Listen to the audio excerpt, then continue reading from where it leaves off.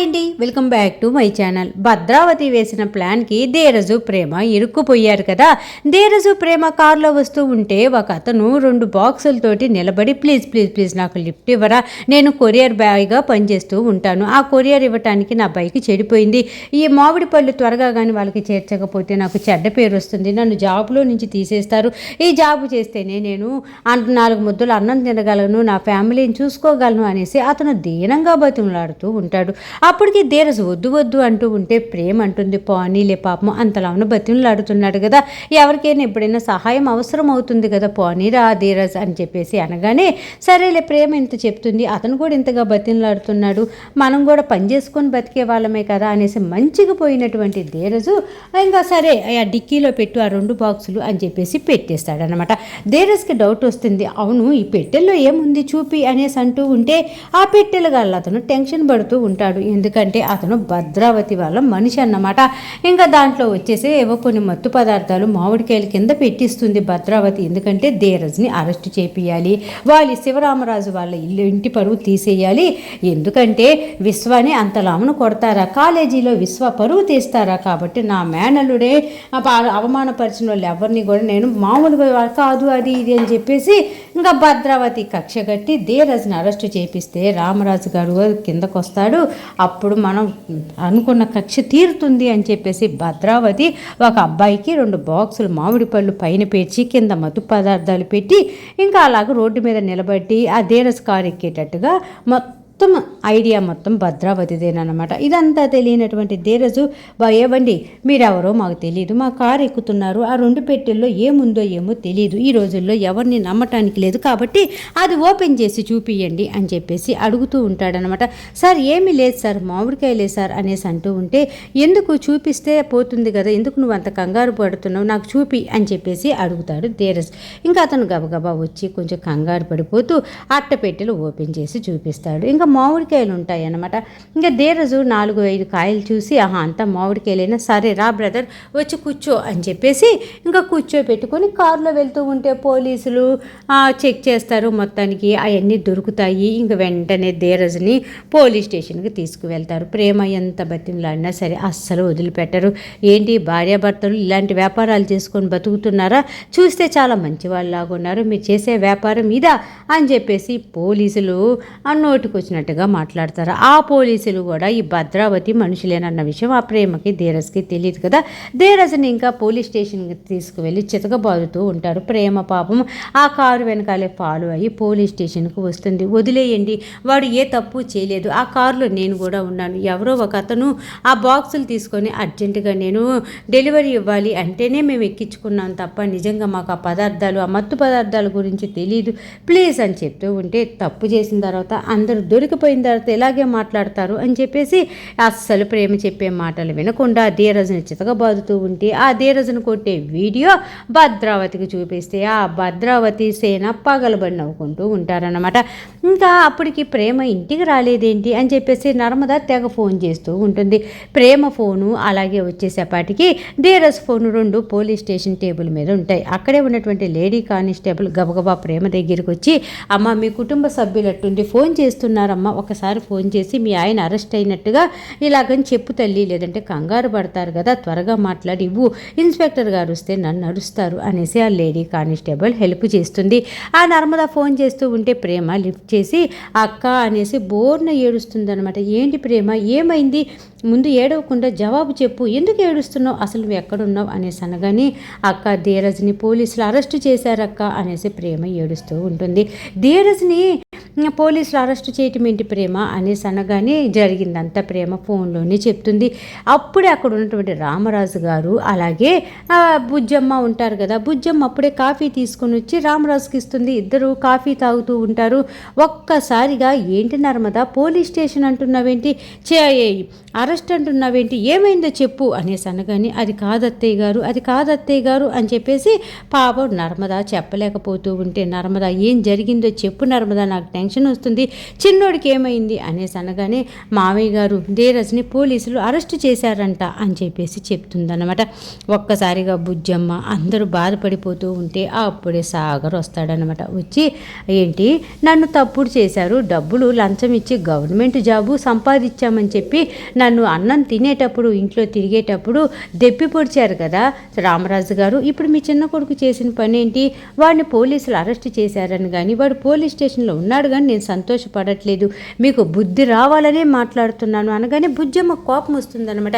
రే సాగర్, ఎవరితో ఏం మాట్లాడుతున్నావు అర్థమవుతుందా? మీ నాన్నగారితో మాట్లాడే మాటలేనా అనేసి అనగానే అర్థమవుతుందమ్మా, అర్థమవుతుంది.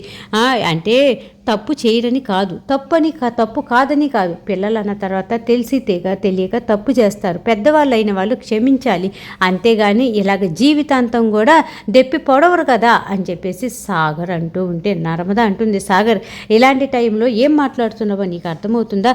అసలు ఇలాంటి టైంలో మాట్లాడాల్సిన మాటలేనా అని చెప్పేసి ఇంకా బాగా అరుస్తారు అనమాట. అరిసి మామయ్య గారు మనం ముందు స్టేషన్కి వెళ్దాం రండి అని చెప్పేసి నర్మద అనగానే బుజ్జమ్మ కూడా నేను వస్తాను, నా చిన్నోడు ఏ తప్పు చేయడం నాకు తెలుసు, అయినా కూడా పోలీసులు ఎందుకు అరెస్ట్ చేశారు అని చెప్పేసి ఏడ్చుకుంటూ గబగబా ఇంకా పాపం పోలీస్ స్టేషన్ దగ్గరికి అయితే వెళ్తారనమాట.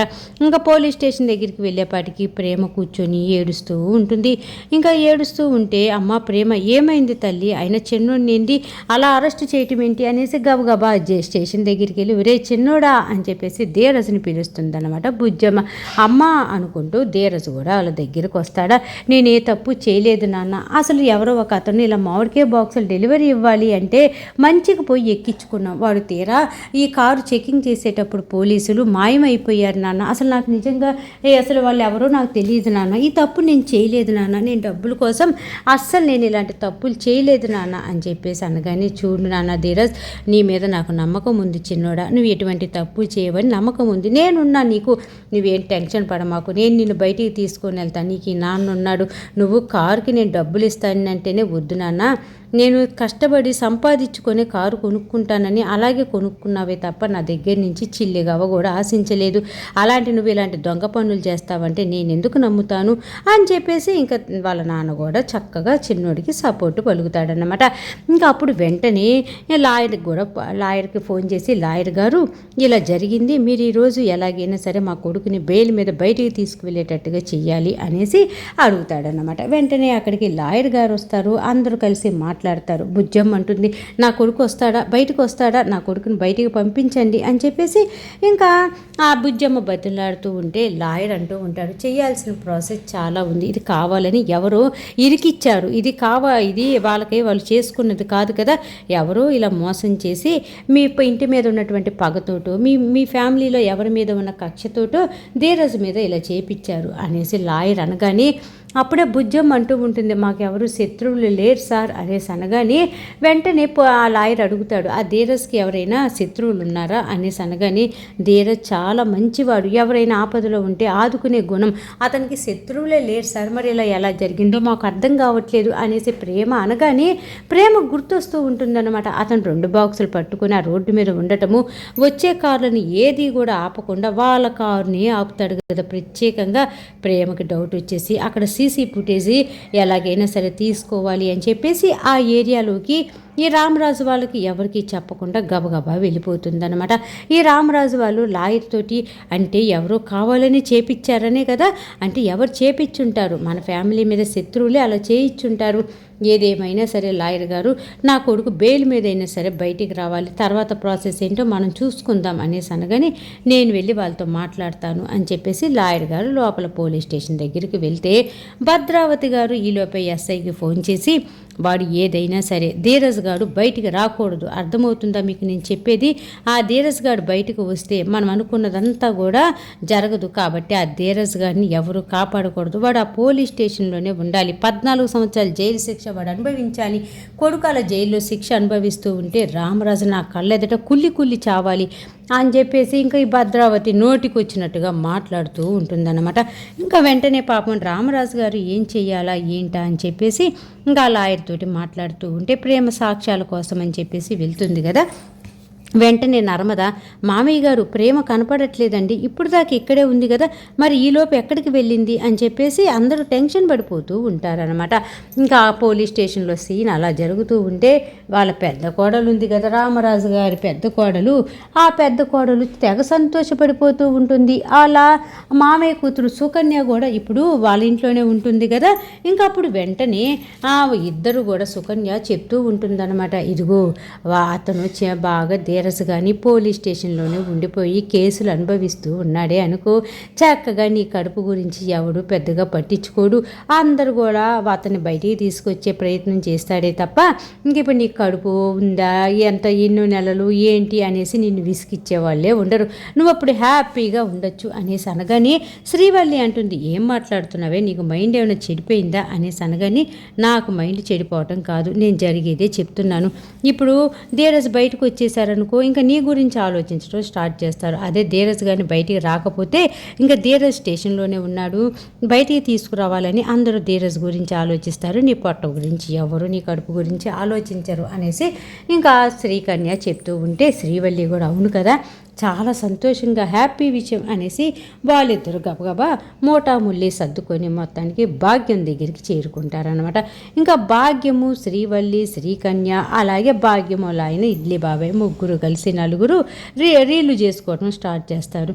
ఇంకా వెంటనే రీళ్లు చేసుకుంటూ మొత్తానికి వచ్చేసేపటికి మన భాగ్యమేమో బుజ్జమ్మలాగా యాక్ట్ చేస్తూ ఉంటుంది, శ్రీకన్య ఏమో యాంకరు, ఇంకా మన ఇడ్లీ బాబాయ్ ఉన్నాడు కదా ఆయనేమో రామరాజులాగా యాక్షన్ చేస్తూ ఉంటాడనమాట. ఇంకేలాగా ఒకరినొకరు ఎక్కిరించుకుంటూ ఇంకా బుజ్జమ్మేమో రామ అంటే అన్నారంటారు కానీ అసలు నా చిన్న కొడుకు ఎలాంటి వాడో తెలుసా, చాలా మంచివాడు, వాడు ఏ తప్పు చేయడు, అలాంటిది నా కొడుకుని ఎందుకు అరెస్ట్ చేసి ఇక్కడ పెట్టారు, ఒరే చిన్నోడా ఏమైందిరా అని చెప్పేసి భాగ్యం ఓవర్ యాక్షన్ చేస్తూ ఉంటే అందరూ క్లాప్స్ కొట్టి, అమ్మ నువ్వు నిజంగానే మత్తేలాగే యాక్షన్ చేస్తున్నావమ్మా అని చెప్పేసి తెగ మెచ్చుకుంటూ ఉంటారనమాట. ఇంకా అందరూ అలా మెచ్చుకుంటూ ఉంటే ఈలోపే ఇడ్లీ బాబాయ్ వస్తాడు, ఆయన పర్ఫార్మెన్స్ ఆయన రామరాజులాగా ఓవర్ యాక్షన్ చేస్తూ ఉంటాడు, ఒరే చిన్నోడా నేనెవరో నీకు తెలుసా అనగానే అదేంటి నాన్న నీకు తెలియదా అని చెప్పేసి అలాగో ఓవర్ యాక్షన్ డైలాగులన్నీ చెప్పుకుంటూ ఉంటే శ్రీవల్లే అంటూ ఉంటుంది, నాన్న నీ యాక్షన్ సూపర్గా ఉంది నాన్న, ఇదే పర్ఫార్మెన్స్ చేస్తే అదిరిపోతుంది అనేసి వాళ్ళు చేసే ఓవర్ యాక్షన్లకి వాళ్ళే చప్పట్లు కొట్టుకుంటూ తెగ సంతోషపడిపోతూ ఉంటే అప్పుడే భాగ్యం అంటూ ఉంటుంది, ఆ ధీరజ్ గారు బయటకు వచ్చేది లేదు, అసలు అది ఎలాంటి కేసు, శిక్ష కానీ పడిందంటే ఇంకా వాడు జైల్లోనే వాడి జీవితం అంతా గడిచిపోతుంది, అమ్ముడు ఇంకా హ్యాపీగా నువ్వు ఎంజాయ్ చేయొచ్చే, ఇంకా అలాగే మీ నాన్నని ఎలాగలాగా ఆ బియ్యం మిల్లుకి ఓనర్ని చేసేస్తే మీ నాన్న నేను కూడా సంతోషంగా ఉంటామే బాబు, నువ్వు కాస్త ఆలోచించవే, మా గురించి శ్రద్ధ చూపవే అని చెప్పేసి శ్రీవల్లికి వాళ్ళ అమ్మ చెప్తూ ఉంటుందన్నమాట. ఇంకా అప్పుడే అందరూ కూడా ఇంకా ఏం చెయ్యాలి ఏంటి అని ఆలోచిస్తూ ఉంటే ఇక్కడ బుజ్జమ్మేమో తెగ బాధపడిపోతూ ఉంటుంది, అభంశుభం తెల నా కొడుకుని పాపము ఇలా అరెస్ట్ చేశారు, ఇప్పుడు నేనేం చెయ్యాలి, నా చిన్నోడా ఎలా రా, నీతో పాటే మేము ఇంటికి వస్తాను తప్ప మేము మటుకు ఇంటికి వెళ్ళాం అని చెప్పేసి తెగ బాధపడిపోతూ ఉంటే ఈరోజు సీరియల్ ఎపిసోడ్ ఇలా జరిగిందన్నమాట. మొత్తానికి సీరియల్ బాగుంది, చక్కగా ఉంది, అర్థమయ్యింది అనుకుంటే మర్చిపోకుండా నా ఛానల్ని లైక్ చేయండి, షేర్ చేయండి, సబ్స్క్రైబ్ చేసుకోండి, అలాగే కింద బెల్ సింబల్ ఉంటుంది కదా దాన్ని గట్టిగా ఒక బాదేసేయండి. రేపటి ఎపిసోడ్లో మళ్ళీ కలుద్దాం, అంతవరకు ఉంటా మరి, బాయ్.